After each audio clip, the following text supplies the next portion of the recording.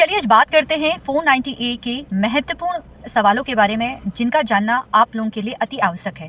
पहले हम जानते हैं कि 498 का मामला होता क्या है। जैसे कि आप लोगों को पता है कि 498 भारतीय दंड संहिता की ये जो धारा है वो भारतीय समाज में महिलाओं के खिलाफ उत्पीड़न और हिंसा के मामले के खिलाफ एक कानूनी कार्यवाही होती है, जिसके तहत परिवार और महिला के द्वारा उत्पीड़न, शारीरिक क्षति और ससुराल वालों पर महिला एक आरोप लगाती है। अब इससे संबंधित कुछ आपको मैं सवालों के उत्तर दूंगी।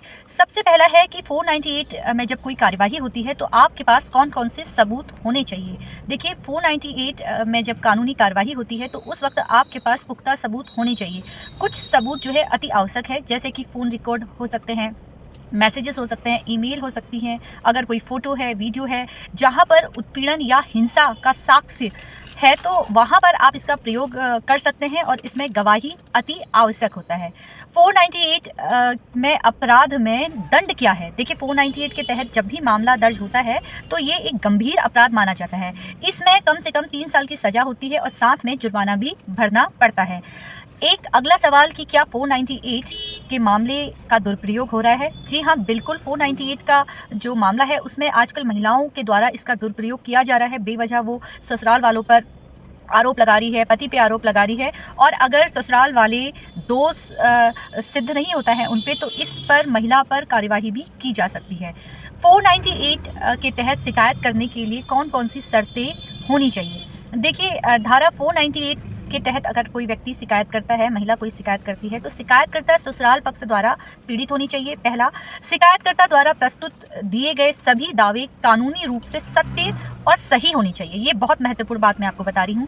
शिकायतकर्ता को इस धारा के तहत केवल पति और पति के परिवारजन के खिलाफ शिकायत दर्ज करानी होगी, अन्यथा ये धारा लागू नहीं होंगी। तो ये मैंने आपको 498 जैसे मामले पे कुछ जानकारी दी। आशा करती हूँ कि आपको ये वीडियो मेरा पसंद आया होगा।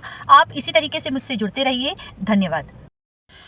काफ़ी लोगों के प्रश्न मेरे पास आते हैं और उनका ये सवाल होता है कि हमारी पत्नी मायके चली गई है और वो वापस अब नहीं आ रही है, काफ़ी लंबा समय हो गया है, उन्होंने हमारा नंबर भी ब्लॉक कर दिया है। ऐसी स्थिति में जब वो हमसे रिश्ता नहीं रखना चाहती है तो क्या हम दूसरा विवाह कर सकते हैं।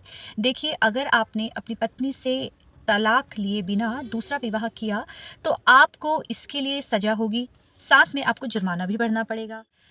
आईपीसी का एक सेक्शन होता है 494 जिसके तहत पति या पत्नी अगर पुनः विवाह करते हैं जिसमें पहले पति या पत्नी से तलाक नहीं लिया होता है, ऐसी स्थिति में आप आईपीसी का सेक्शन 494 के तहत आपको 7 वर्ष का कारावास हो सकता है और साथ में आपको जुर्माना भी भरना पड़ सकता है। ऐसी छोटी छोटी जानकारी के लिए चलिए बात करते हैं भरण पोषण के बारे में। देखिए भरण पोषण यानी कि मेंटेनेंस का केस जब आपका कोर्ट में चलता है तो वहां पर आपको एक आवेदन पत्र भरना होता है जिसमें आपको अपने आय का ब्यौरा देना होता है, आपके पास कितनी प्रॉपर्टी है, और ये सारी जानकारी आपको कोर्ट में देनी होती है। ये जानकारी पत्नी की ओर से भी दी जाती है और पति की ओर से भी दी जाती है। लेकिन अब आपको एक शपथ पत्र देना होगा, उसमें आपको अपनी जितनी भी आपकी इनकम आती है, आपके पास अगर पैतृक संपत्ति है, पारिवारिक संपत्ति है या सोर्स ऑफ इनकम जहां से भी आती है, अगर आप नौकरी करते हैं तो वो सारी जानकारी आपको शपथ पत्र के माध्यम से कोर्ट में प्रस्तुत करना होगा। अगर आप शपथ पत्र में किसी भी प्रकार का झूठा लिखते हैं तो ऐसे में आपको 7 साल तक का कारावास हो सकता है। अधिकतर केसों में देखते हैं कि मेंटेनेंस पाने के चक्कर में पत्नी के पास अगर कहीं से सोर्स ऑफ इनकम है वो अपना ब्यौरा उस आवेदन पर नहीं भरती है। इसलिए अगर आपके पास भी कहीं से सोर्स ऑफ इनकम आती है, आपको सही जानकारी देने के लिए आपको एक शपथ पत्र तैयार करना होगा। अगर आप किसी भी प्रकार का कोई झूठ उस शपथ पत्र में लिखते हैं तो ऐसे में आपको 7 साल की सजा हो सकती है। मेंटेनेंस के केस में आपको शपथ पत्र, वेतन पर्ची, बैंक अकाउंट की डिटेल और साथ में आपको आयकर रिटर्न अगर आप भरते हैं वो सारी जानकारी भी आपको कोर्ट में देनी होगी। अगर आप झूठी जानकारी देंगे तो आपको 7 साल तक का कारावास हो सकता है। ऐसी छोटी छोटी जानकारी के लिए आप लोग मुझसे जुड़ते रहिए। धन्यवाद।